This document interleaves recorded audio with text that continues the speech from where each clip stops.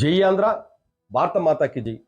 తిరుమల తిరుపతి దేవస్థానం నందు లడ్డూ ప్రసాదంలో కల్తీ నెయ్యి వాడడం వల్ల జంతువుల కొవ్వు అవశేషాలున్నాయి తెలిసిన మరుక్షణమే మనసు ఎంతో కలతకు గురైంది. మనోవేదంతో బాధపడుతున్నాం. దేశవ్యాప్తంగా కాదు, ప్రపంచవ్యాప్తంగా ఉన్నటువంటి సనాతన ధర్మాన్ని పాటించే వారందరూ ఈరోజు కొన్ని కోట్ల మంది మనోవేదనకు గురయ్యారు. గతంలో కూడా కొండపైన పవిత్రతకు భంగం కలుగుతుంది అని చెప్పి చాలా మంది ప్రత్యక్షంగా బయటికి చెప్పారు. చాలా మందికి ధైర్యం చాలలేదు. అన్నప్రసాదాల్లో నాణ్యత లేదు, కొండపైన పవిత్రతకు భంగం కలుగుతుంది, వీళ్ళు దాన్ని వ్యాపార కేంద్రంగా చూస్తున్నారని చెప్పి అనేక మంది చెప్పారు.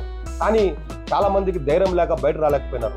ఈ రోజు మేము కూడా బాధపడుతున్నాం. ఆ రోజు మేము చూసాం, ఎవరో చెప్పింది విన్నాం, ఎందుకు ఆ రోజు మేము స్పందించలేకపోయని చెప్పి కూడా ఈరోజు బాధపడాల్సిన పరిస్థితి మాకు కూడా, ఈరోజు మేము కూడా సిగ్గుపడాల్సిన పరిస్థితి ఏర్పడింది.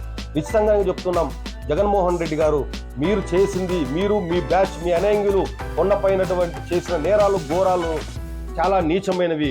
ఆ దేవుడు చూస్తూ ఊరుకోడు. ఖచ్చితంగా మిమ్మల్ని మీ పాపాలకు శిక్ష అనుభవించి తీరుతారు.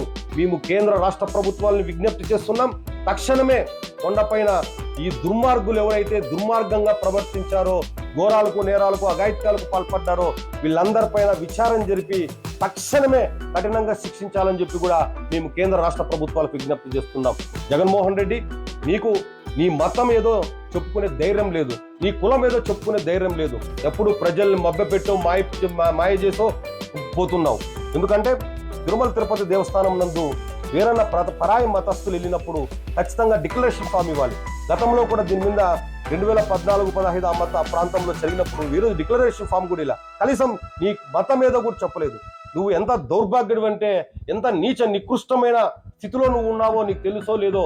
నువ్వు నీ కులం ఏదో చెప్పుకోలేవు, నీ మతం ఏదో చెప్పుకోలేవు. మేము మా కులాల్ని మా మతాల్ని ప్రేమిస్తాం, పరాయి కులాల్ని పరాయి మతాల్ని గౌరవిస్తాం.